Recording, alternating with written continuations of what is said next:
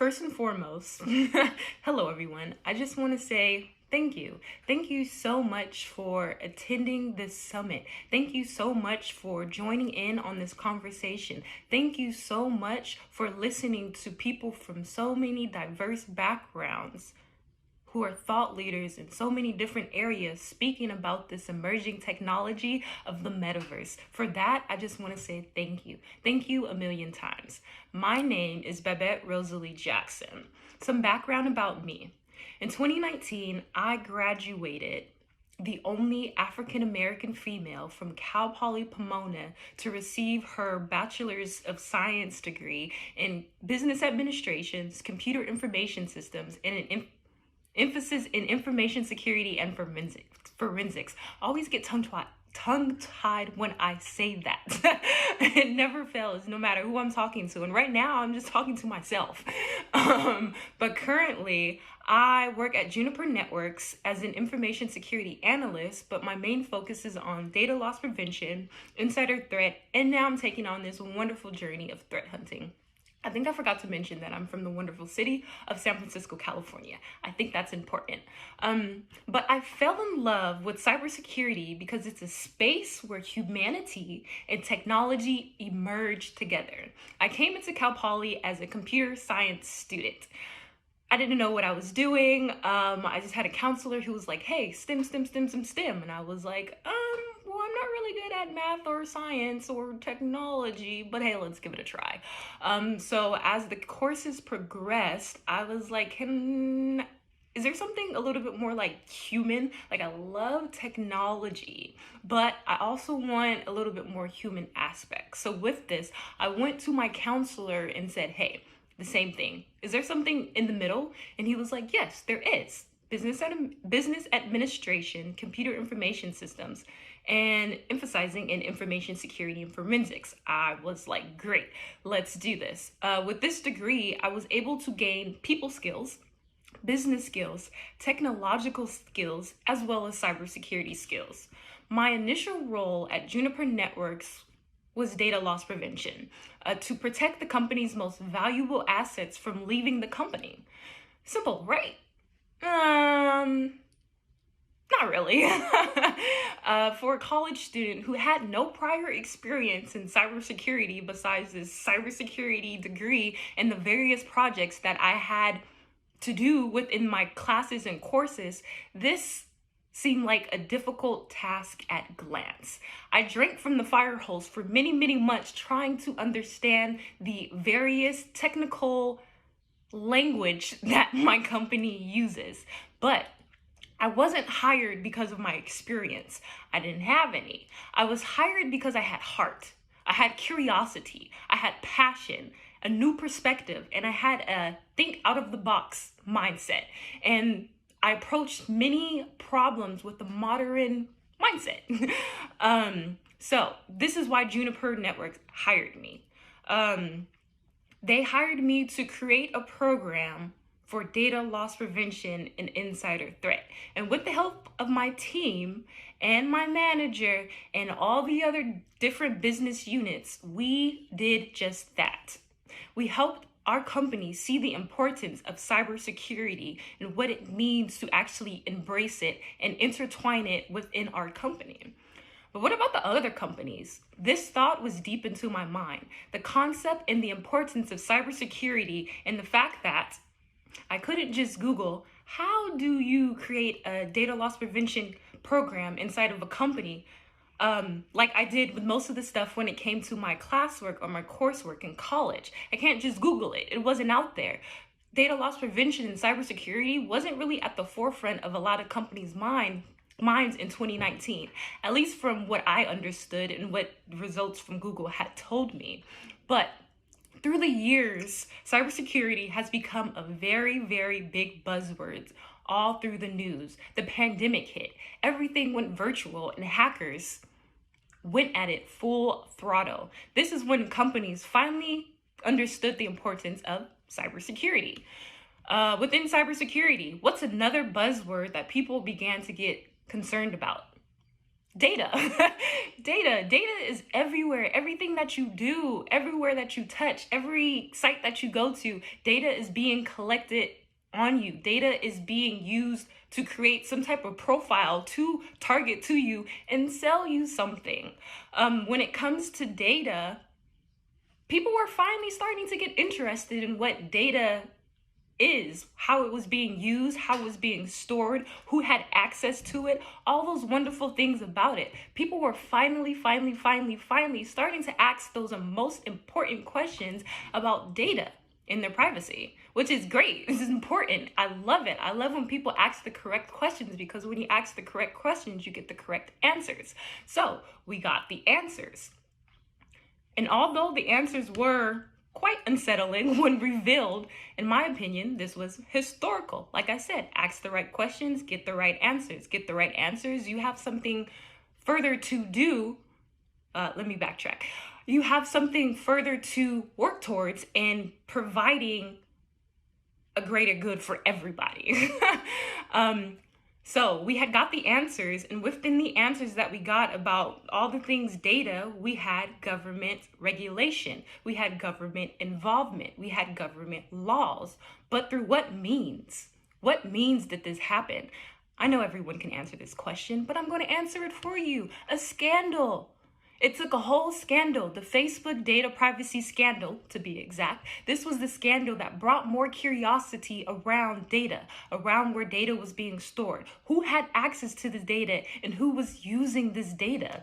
And because of this scandal, that's when government had to step in. That's when government regulations and government laws took effect. What did this cause? This caused the cookie law. I'm gonna read this part. A cookie law is a piece where privacy legislation requires websites to consent from visitors to store or retrieve any information on a computer, smartphone, or a tablet. So now when you go to visit most websites, you'll get this lovely pop-up. And if you're on the phone, it usually takes up half of the screen that asks you, do you want to accept all cookies? Or they have like another little small button where you click. And when you click this button, it gives you a whole list of toggles of things that are on where they use your data to sell to companies. Or like I said previously, to build this profile on you. And I know, because I have so much faith in humanity, that you're not just clicking accept all. You're going in there and you're untoggling all those other ones to where they're only accepting, where they're only taking the information that they actually need. Now, although this was a step in the right direction for data privacy and user safety and protection, this was reactionary. Something caused something, which caused something else, which caused something to be done because something happened. In cybersecurity, we like to be proactive. In cybersecurity, we like to control the situation before it happens, as opposed to responding when it does happen. Now, a good example of this, of being proactive, is Apple. Recently, iOS, I believe 15, came out with an update where Apple released tons of new features that would help protect user data, highlighting two important features. One being protecting from third-party applications. So what they did is they masked the user's IP so it couldn't be linked to other online applications or even be used to determine your location. They also added a feature that hid your IP address from trackers. This disallowed websites from building that beautiful profile on you that they can later use against you or for you or to target you for ads. And the list goes on. But the point being is that Apple became a leader when it came to data privacy, safety, and security. Because of this action, Apple single-handedly began to bring down companies who had this targeted advertising as their central business as their central business model, such as Facebook. And due to this action, Facebook's stock took a plummet. And economists even called this action taken by Apple possibly the most economically impactful and brazen change to privacy policies in years. So here we have two examples of an issue within technology and how it was addressed. First one being reactionary.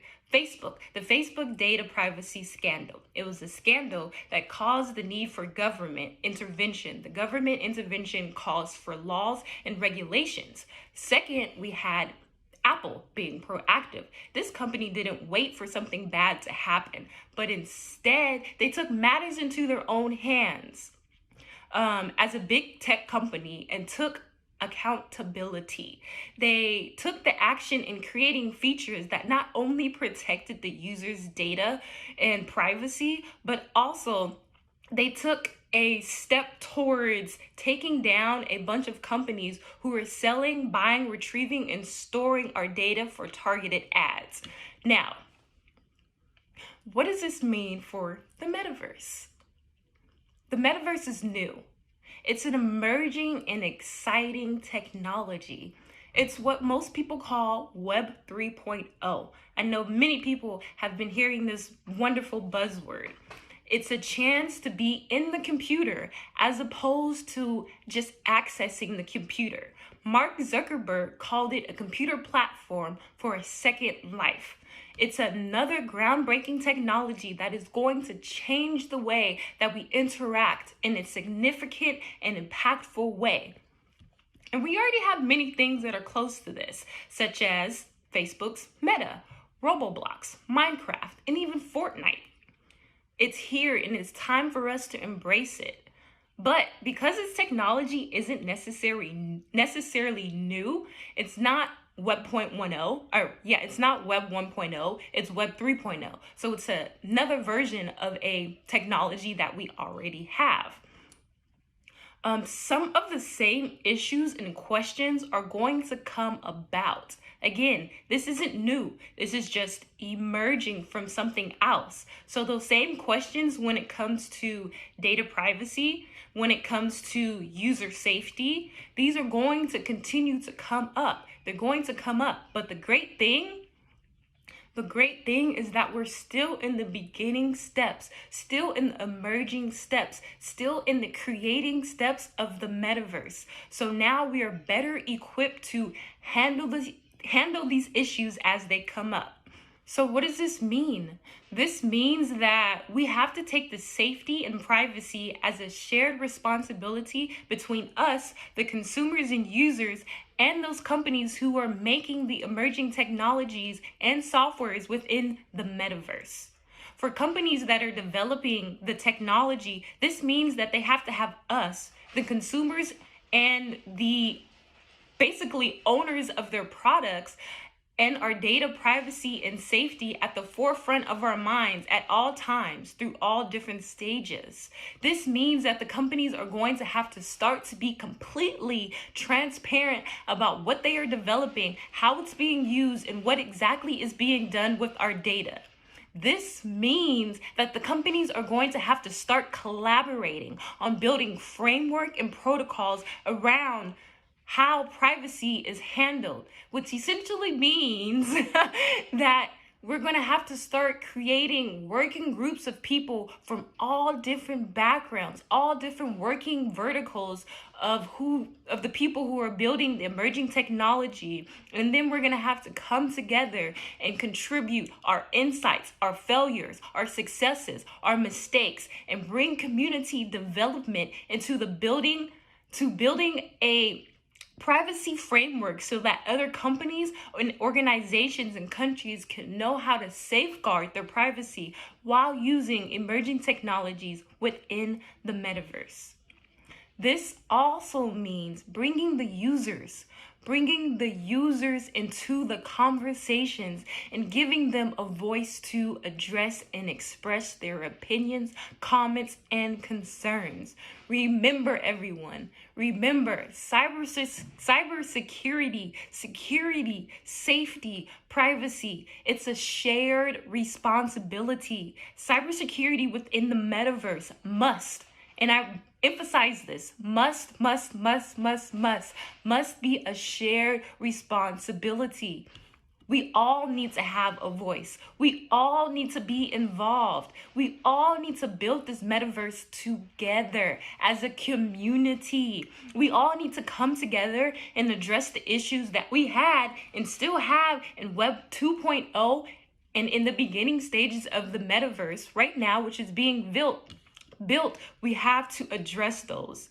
We have to make a plan for those. We have to collaborate and come up with a plan for those. And I cannot stress this enough. I cannot.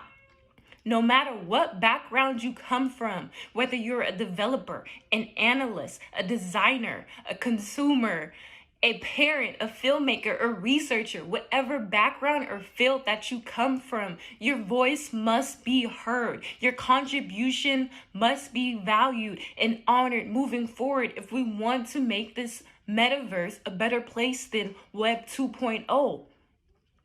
We all have a unique perspective, and in this unique perspective, it brings diversity in thought. It brings diversity overall. It brings accessibility. It brings education. It brings privacy and safety, community development and wellness. And most importantly, it puts humanity back into tech.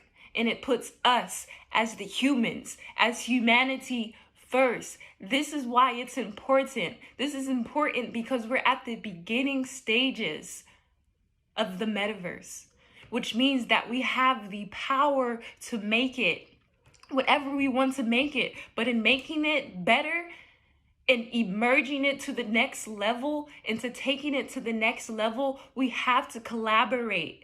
We have to build trust. There has to be trust. We have to talk to each other. We have to figure out a game plan on how we're going to make this better, how we're going to make this right. We have to be inclusive. There has to be diversity. So I call to you. And going back to the beginning of the video, I thank you because in just watching this video and watching in other videos, you're taking the step and being a part of the conversation to make the metaverse a better place. So for that, I say thank you. Thank you for attending my talk. Thank you for listening to me speak. Thank you for me babbling on and skipping over words and breaking up my sentences. For that, I say thank you. Thank you. And with all this information that you're gathering here throughout the days of this summit, I really hope that you take it and you share it.